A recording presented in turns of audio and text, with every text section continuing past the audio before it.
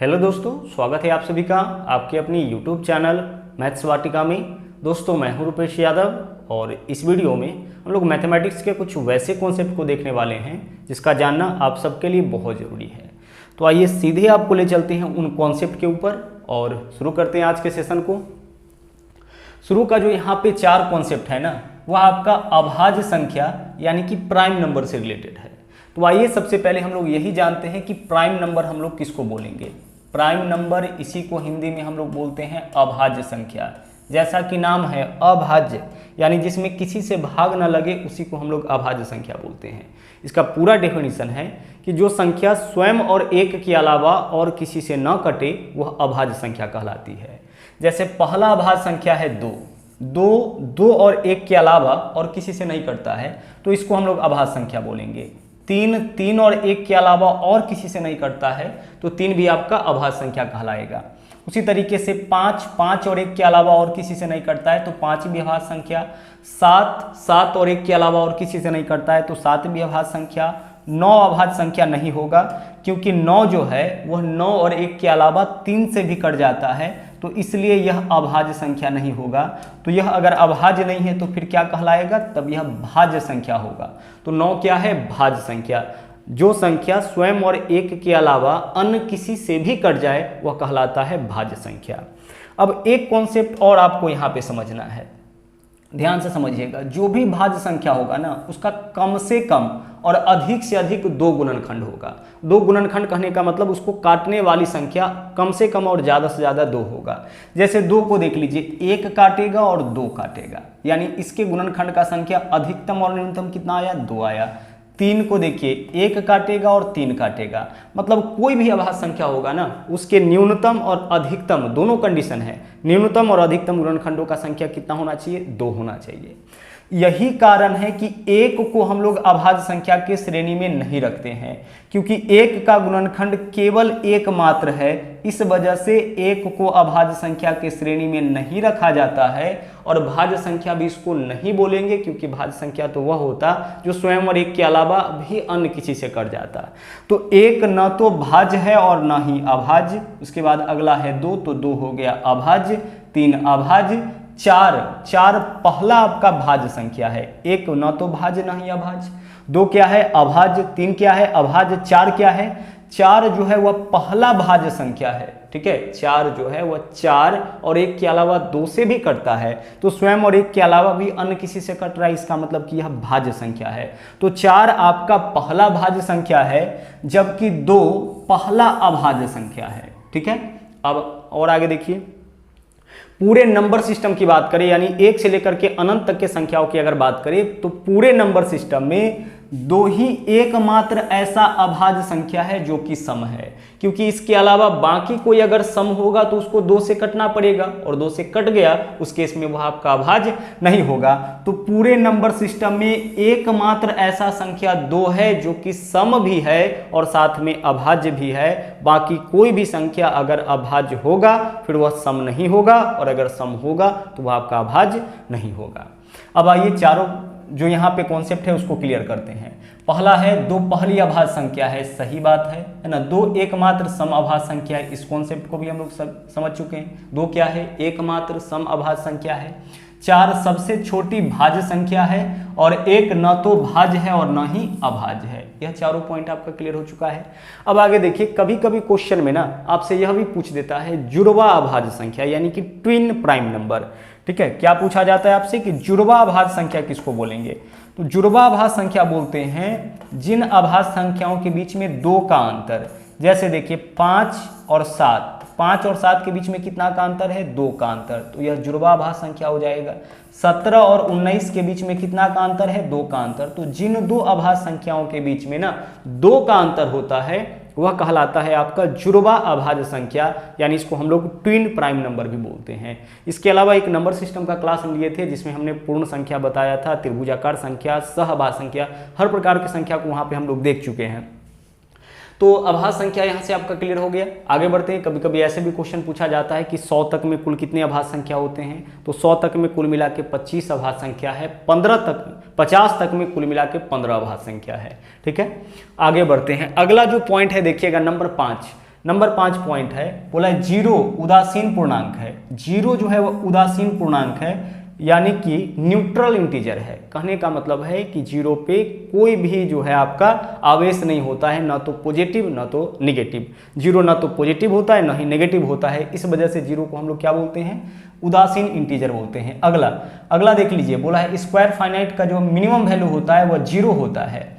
कहने का मतलब यह है कि किसी भी संख्या का आप वर्ग करिए, कोई भी संख्या, ठीक है, यहां से इस पॉइंट को हटाते हैं, किसी भी संख्या का आप अगर वर्ग करते हैं तो वह हमेशा आपको क्या मिलेगा, पॉजिटिव मिलेगा। हमेशा आपको क्या मिलेगा, पॉजिटिव मिलेगा, या फिर आपको जीरो मिलेगा।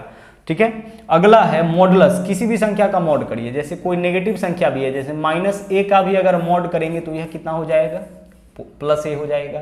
नेगेटिव संख्या का भी मॉड करिएगा तो वह क्या हो जाता है, आपका पॉजिटिव हो जाता है। यानी मॉड जो है वह कभी नेगेटिव वैल्यू रिटर्न नहीं करता है। यही कारण है कि मॉड का जो भी वैल्यू होगा वह जीरो से क्या होगा, बड़ा होगा या फिर जीरो के बराबर होगा। मॉड का जो भी वैल्यू होगा वह हमेशा क्या होगा, जीरो से बड़ा होगा या फिर जीरो के बराबर। यह दोनों ऑलमोस्ट आपका सेम पॉइंट है। किसी भी संख्या का आप वर्ग करिएगा तो वह पॉजिटिव होगा, यानी हमेशा वैल्यू जीरो या उससे बड़ा आएगा, कभी नेगेटिव नहीं आएगा। नेगेटिव नहीं आएगा तो जीरो आ सकता है, तो जीरो या उससे बड़ा आएगा। उसी तरीके से मॉड अगर आप किसी संख्या का करते हैं तो वह भी कभी नेगेटिव नहीं आएगा, मतलब वह भी जीरो या उससे बड़ा होगा। अगला देखिए, अगला बोला है दशमलव के नियत स्थान तक लिखे जाने वाली संख्या परिमेय संख्या होती है। आगे जो कॉन्सेप्ट है ना वो आपका परिमेय और अपरिमेय से रिलेटेड है, तो एक बार इन कॉन्सेप्ट को भी हम लोग समझ लेते हैं कि परिमेय संख्या किसको बोलते हैं। ठीक है, परिमेय और अपरिमेय। जो परिमेय होगा वह तो ठीक है, और जो परिमेय नहीं होगा वह आपका क्या हो जाएगा, अपरिमेय होगा। ठीक है, परिमेय किसको बोलेंगे, जिस संख्या को हम लोग p/q के रूप में व्यक्त कर सकते हैं, जिसको हम लोग बट्टा के रूप में लिख सकते हैं ना, इस तरीके से लिख सकते हैं जहां पे q के जगह जीरो नहीं होना चाहिए, क्योंकि किसी भी संख्या के बट्टा में अगर जीरो आएगा तो वह अनडिफाइन हो जाता है। तो p/q के रूप में अगर किसी संख्या को हम व्यक्त कर सकते हैं तो वह परिमेय संख्या होगा, और अगर किसी संख्या को हम लोग p/q के रूप में व्यक्त नहीं कर सकते हैं तो वह आपका अपरिमेय होगा। अपरिमेय देख लीजिए क्या क्या हो सकता है, जैसे देख लीजिए पाई जो है वह आपका अपरिमेय है, पाई। ठीक है, पाई अपरिमेय है। इसके अलावा ई जो होता है, ई का मान 2.7182, इसको भी मैथमेटिक्स में पढ़ना है, जैसे पाई का मान 22/7 देते हैं, उसी तरह से ई का भी वैल्यू हम लोग मेंशन करते हैं। तो पाई जो होगा वह आपका अपरिमेय है, ई भी अपरिमेय है। इसके अलावा रूट के भीतर वैसी संख्या जिसका वर्गमूल न निकले, जैसे √3, √7, √11, यह सब आपका अपरिमेय है। इसके अलावा अगर दशमलव के बाद इस तरह से संख्या लिखा जाए, 1, 3, 5, 4, 6 संख्या, अलग अलग संख्या आते रहे और लगातार आए, तो यह सब आपका क्या होगा, अपरिमेय होगा। रेस्ट जो भी बचा है वह परिमेय होगा, जैसे 3, तो 3 को 3/1 लिख सकते हैं, परिमेय होगा। इस तरीके से भी संख्या अगर लिखा जाए 1.333 ... यह भी आपका क्या होगा, परिमेय होगा। दशमलव के बाद बार बार संख्या है लेकिन एक ही संख्या है तो यह परिमेय होगा, क्योंकि इसके ऊपर हम लोग रेकरिंग लगा देते हैं, है ना। 1.3 बार आया है तो 3 के ऊपर रेकरिंग, और इसको हम लोग भिन्न के रूप में भी व्यक्त कर सकते हैं। तो यह आपका परिमेय में आएगा, जबकि यह क्या आएगा, अपरिमेय में। दशमलव के बाद एक ही संख्या लगातार आए, परिमेय हो जाएगा। दशमलव के बाद अलग अलग संख्या लगातार आए तो यह आपका अपरिमेय हो जाएगा। ठीक है, चलिए इसके अलावा कोई भी संख्या अगर दशमलव के निश्चित स्थान तक जाकर के रुक जाए, जैसे 2.75, दशमलव के दो अंक बाद रुक गया, तो इसको भी हम लोग भिन्न में बदल सकते हैं, पॉइंट हटाएंगे बट्टा में 100, भिन्न के रूप में व्यक्त कर सकते हैं, तो यह भी हमारा क्या होगा, परिमेय। बाकी अपरिमेय आप पहचान लीजिए, इसके अलावा जो भी बचेगा वह सब क्या होगा, परिमेय होगा। अपरिमेय क्या है, पाई अपरिमेय है, ई अपरिमेय है। रूट के भीतर वैसी संख्या जिसका वर्गमूल ना निकले, अपरिमेय है। दशमलव के बाद अलग अलग संख्या लगातार आते जाए, यह अपरिमेय है। रेस्ट जो भी बचा हुआ आपका परिमेय है। अच्छा, 22/7 क्या होगा, 22/7 आपका परिमेय होगा। पाई अपरिमेय है लेकिन 22/7 क्या है, परिमेय है। पाई अपरिमेय है लेकिन 22/7 परिमेय है, क्योंकि पाई का एग्जैक्ट वैल्यू 22/7 नहीं है, अनुमानित वैल्यू है। इसका एग्जैक्ट वैल्यू 3.14 दशमलव आगे बहुत सारा वैल्यू होता है। ठीक है, चलिए तो अब जो था आपका अगला कॉन्सेप्ट वह क्या था, यहाँ पे दशमलव के नियत स्थान तक लिखे जाने वाली संख्या परिमेय संख्या होती है। देख लीजिए, जैसे 1.53, इसको भिन्न के रूप में बदल सकते हैं, दशमलव हटाएंगे बट्टा में 100, 2.75 इसको भी भिन्न के रूप में व्यक्त कर सकते हैं, तो यह आपका परिमेय होगा। दशमलव के नियत स्थान तक किसी संख्या को अगर लिखा जाए, जैसे दशमलव के 2 स्थान बाद 3 स्थान तक लिखा जाए, तो वह आपका परिमेय होगा। आवर्त दशमलव, आवर्त दशमलव कहने का मतलब कि इस तरीके से संख्या आते जाए, लगातार आते जाए, डॉट डॉट मिले, है ना, उसको आवर्त दशमलव बोलते हैं। तो आवर्त दशमलव भी परिमेय होता है। आवर्त दशमलव कहने का मतलब है कि समान संख्या बार बार आना चाहिए। देखिए 2 3 2 3 2 3, तो इसको हम भिन्न के रूप में बदल सकते हैं, ऐसे लिखेंगे 1.23, इसके ऊपर रेकरिंग, और रेकरिंग हटा के इसको भिन्न के रूप में व्यक्त किया जा सकता है। मतलब आवर्त दशमलव संख्या भी क्या होगा, परिमेय संख्या होगा। आगे बढ़िए, अगला जो कॉन्सेप्ट है देखिएगा, बोला है किसी भी धन पूर्णांक जो पूर्ण वर्ग ना हो, कोई भी धन पूर्णांक जो पूर्ण वर्ग ना हो, जैसे 7 पूर्ण वर्ग नहीं है, ठीक है, 11 पूर्ण वर्ग नहीं है। पूर्ण वर्ग संख्या उसको बोलते हैं जिसको किसी के वर्ग करने पर प्राप्त किया जाता है। जैसे 4 पूर्ण वर्ग है, 2 के वर्ग करने पर आता है ना। 16 पूर्ण वर्ग है, 4 के वर्ग करने पर आता है। लेकिन 7 पूर्ण वर्ग नहीं है, 11 पूर्ण वर्ग नहीं है, क्योंकि इसको हम लोग किसी के वर्ग करने पर प्राप्त नहीं कर सकते हैं। तो बोला है किसी भी धन पूर्णांक जो पूर्ण वर्ग नहीं हो का वर्गमूल अपरिमेय। अच्छा, इसका वर्गमूल निकालेंगे तो यह निश्चित रूप से क्या होगा, अपरिमेय होगा। √7 अपरिमेय, √11 अपरिमेय, यही चीज तो आप देखे हैं। √8, √11, √13, मतलब जिसका भी वर्गमूल न निकले वह सब क्या होगा, अपरिमेय होगा। अगला, पाई एक अपरिमेय है। अभी हम लोग देखे हैं पाई क्या है, एक अपरिमेय संख्या है, क्योंकि इसको p/q के रूप में हम लोग व्यक्त नहीं कर सकते हैं। पाई का एग्जैक्ट वैल्यू देखिए इतना होता है 3.1415 डॉट डॉट डॉट लगातार आया है। तो दशमलव के बाद अलग अलग प्रकार की संख्या लगातार आए तो इसको हम लोग भिन्न के रूप में व्यक्त नहीं कर सकते हैं, है ना। तो यह हमारा क्या हो जाएगा, यह हमारा हो जाएगा अपरिमेय। आगे 22/7 एक परिमेय है, ठीक है। 22/7 क्या है, भिन्न के रूप में आ गया तो यह परिमेय होगा। परिमेय है जहां p बराबर 22, q बराबर 7 और 22 और 7 दोनों पूर्णांक है। अगला देखिए, बोला है एक ऐसी संख्या है जिसको किसी भी संख्या में गुणा करने पर, एक ऐसी संख्या है जिसको किसी भी संख्या में गुणा करने पर उसका मान नहीं बदलता है। यह बात तो आप सबको पता है कि 1 से किसी भी संख्या में गुणा करिएगा तो उसका मान नहीं बदलेगा। इसके वजह से 1 को बोला जाता है गुणात्मक तत्समक। 1 को क्या बोला जाता है, गुणात्मक तत्समक बोला जाता है, मल्टीप्लिकेटिव आइडेंटिटी बोलते हैं, क्योंकि 1 को किसी भी संख्या में गुणा करने पर उसका मान नहीं बदलता है। इस वजह से 1 को हम लोग बोलते हैं मल्टीप्लिकेटिव आइडेंटिटी। उसी तरीके से 0 एक ऐसी संख्या है जिसको किसी भी संख्या में जोड़ने पर उसका मान नहीं बदलता है। इस वजह से 0 को किसी भी संख्या में जोड़ने पर उसका मान नहीं बदलता है। इस वजह से 0 को योगात्मक तत्समक बोला जाता है। जोड़ने पर मान नहीं बदलता है तो योगात्मक, गुणा करने पर मान नहीं बदले तो गुणात्मक। इसको क्या बोलेंगे, योगात्मक तत्समक, एडिटिव आइडेंटिटी इसको बोलते हैं, ठीक है। 0 हमारा क्या कहलाता है, एडिटिव आइडेंटिटी कहलाता है, योगात्मक तत्समक कहलाता है, जबकि 1 जो है वह गुणात्मक तत्समक कहलाता है। अगला देख लीजिए, नंबर 15 पॉइंट, यहाँ पे देखिए क्या बोला है, 2 परिमेय संख्याओं के बीच अनंत परिमेय संख्या होता है। 2 परिमेय संख्याओं के बीच, जैसे अगर हम आपसे कहे, कोई भी 2 संख्या ले लिए, अगर आपसे कहे 1 और 2 के बीच में कितना परिमेय संख्या होगा, हमारा आंसर होगा अनंत। 10 और 15 के बीच में कितना परिमेय संख्या होगा, ऐसा नहीं कि आप इसमें निकाल लीजिए 11 12 13 14, नहीं, अनंत। बट्टा के रूप में तो ढेर सारा ऐसा संख्या है जिसका मान 10 और 15 के बीच लाई करेगा। तो 2 परिमेय संख्या के बीच ना अनंत परिमेय संख्या होता है। 2 संख्या के बीच या 2 परिमेय संख्या के बीच अनंत परिमेय संख्या होता है।